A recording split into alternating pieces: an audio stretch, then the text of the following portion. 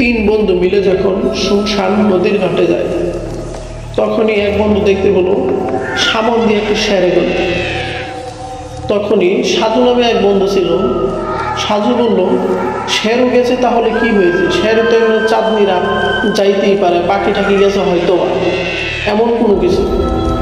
তখন রফিক নামে ছেলেটা বলল যে শেরও যদি যায় তখন আমরা অনেক ভয় পাই, কেননা শেরোর সাথে অনেক কিছু যাইতে পারে, প্রেতাত্মা।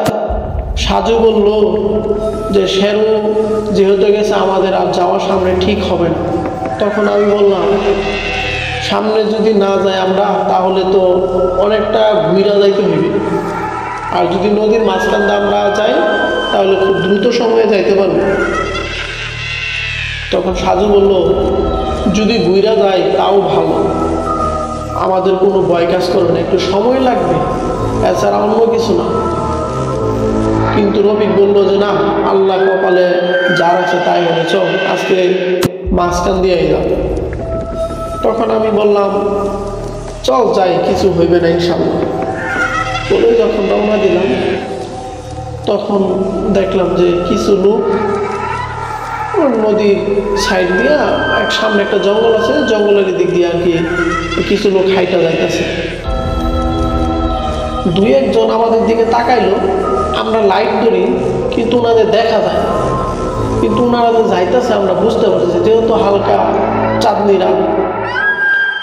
তখন রবি বললো যে সামনে যেহেতু মানুষ আছে আমাদের সাহস বাড়লো, আর সাজু বললো যে সামনে মানুষ আছে, খুব ভালো হয়েছে, আমাদের সাহসটা অনেক ভালো হইল। আমিও খুশি হইলাম সামনের মানুষ দেখে, কিন্তু যতই সামনে যাই ওরা দেখে আমাদের দূরত্ব একই দূরত্ব যায়, আমরা কিন্তু খুব দ্রুত হাঁটতেছি, তাই ওনাদের সাথে যদি আমরা যাইতে পারি জঙ্গলটা, তাহলে আমাদের ভয় কাজ করবে না।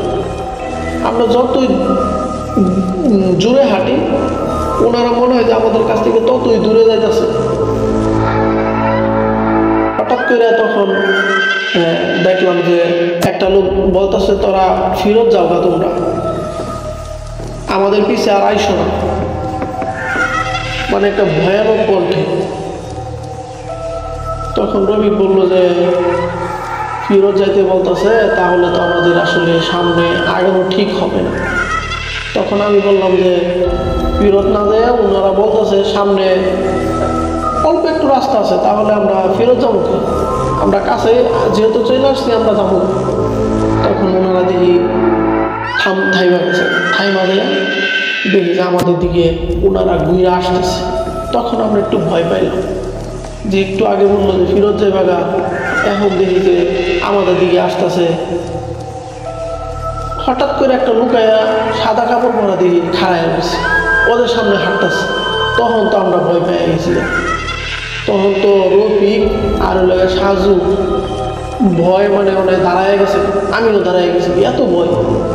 তখনই আমরা একটু আগাই না আগাইয়া আমরা পিছন দিকে যাইতেছি। তখন বলতেছে ওরা, এই তোরা দাঁড়া, পিছনে তাকা, পিছনে তাকা খালি। আমরা পিছনে তাকাবো কি, আমরা এমন জোরে দৌড়তেছি, মানে দৌড় দিয়ে সামনে বালু চড়া ছিল, ওই বালু সবাই বলতো যে ওই বালু চরটা আর কি জামানের চর, জামানের চরের ওই চর দিয়ে এমন দৌড় দিছি, একদম আমরা আরেকটা হিন্দু বাড়িতে উঠছি। হিন্দু বাড়িতে আইসে উইটাইরা ওনাদের ডাক দিলাম, ওর ঠকঠক করে উঠাইছি। উঠানোর পরে ওনারা বলতেছে তোমাদের কি হয়েছে। ওনারা আমরা দেখি এত ভয় পাইছি, আর আমাদের শরীর ঘাম পুরা ছুটে গেছে, শীতকালের দিন। পরে ওই লোকটা বলতেছে যে ভয়ের কোনো কারণ নাই, তোমরা পানি খাও, শান্ত দেখতেছি বিষয়টা কি হয়েছে। পরে ওনার কাছ থেকে আমরা শুনলাম যে এই জায়গায় নাকি অনেক আগে ফাঁসি দিয়ে মানুষ মারা গেছিল, অনেক লোকজন সবসময় চলাচল করে, যারা ফাঁসি দিয়ে মারছে নাকি অনেকজন লোক ছিল। এরপরে তো ওই রাস্তা দিয়ে আসলে আমরা আর কেউ যাই না, কিন্তু তোমরা তো কপাল ভালো, তোমাদের কোনো ক্ষতি হয় নাই, তোমরা সুন্দরভাবে আসতে পারছো এই পর্যন্ত।